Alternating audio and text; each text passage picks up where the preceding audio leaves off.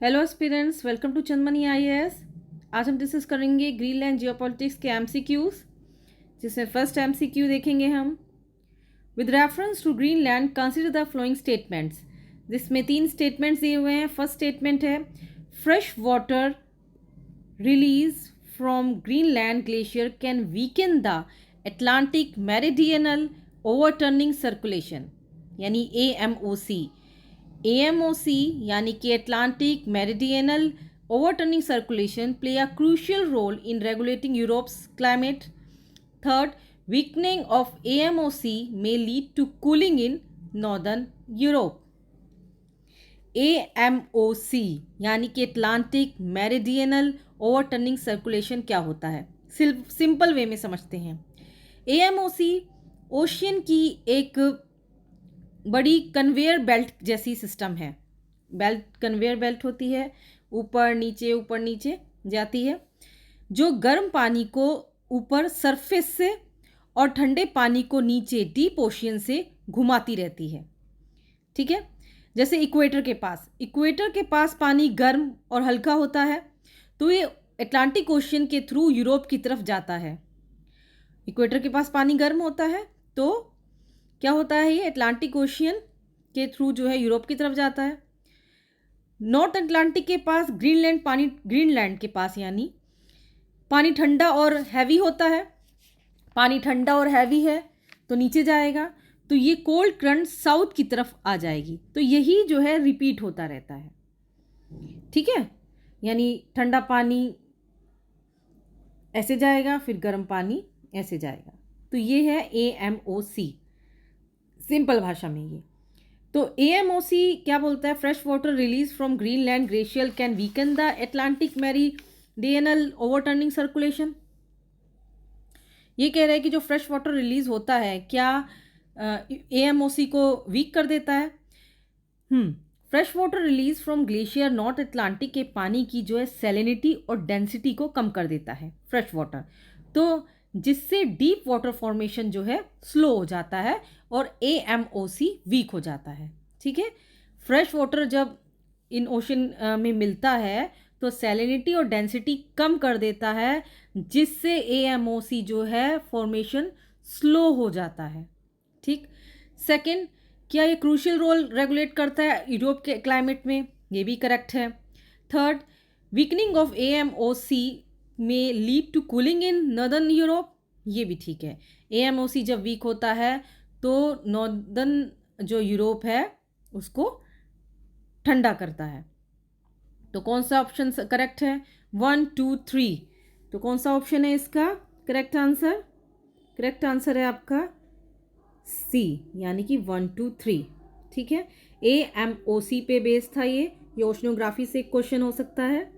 ठीक है, सेकंड देखते हैं, इसका क्या आंसर था आपका C।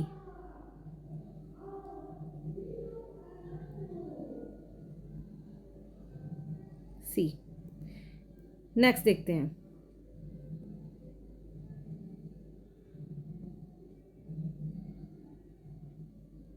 नेक्स्ट है why is Greenland strategically important in global geopolitics.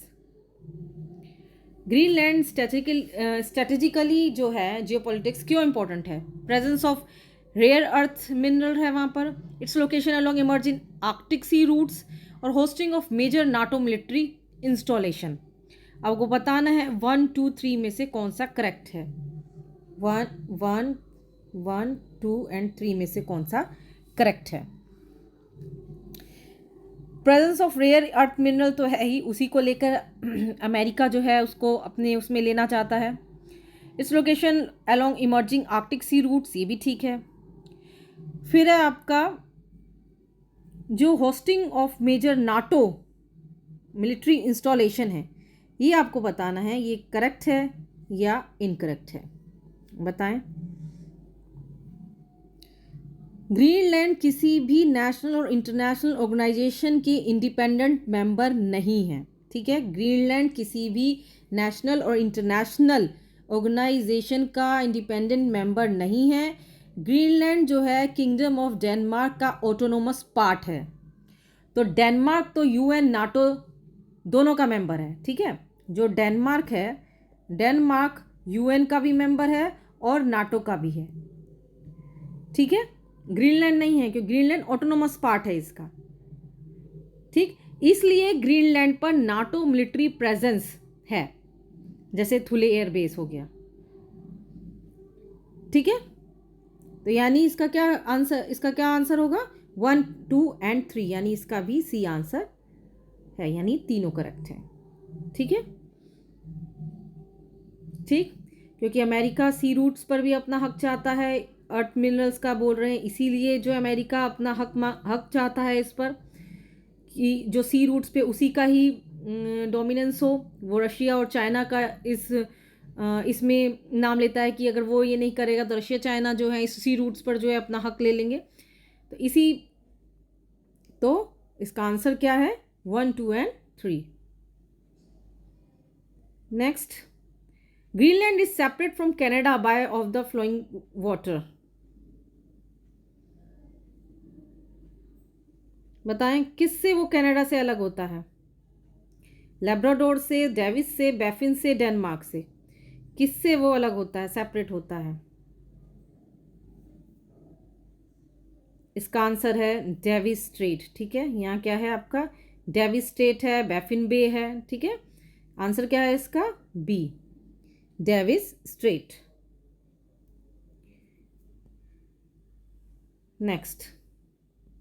Next है आपका, with reference to Greenland consider flowing statements. First statement बोलता है Greenland the world largest island.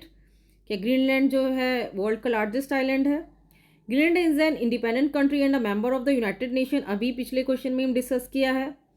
Greenland enjoy the autonomous status but remain part of the kingdom of Denmark. क्या इसका autonomous status है और Denmark का part है? आपको बताना है इसमें से 1, 2 एंड 3 में से कौन सा करेक्ट आंसर है।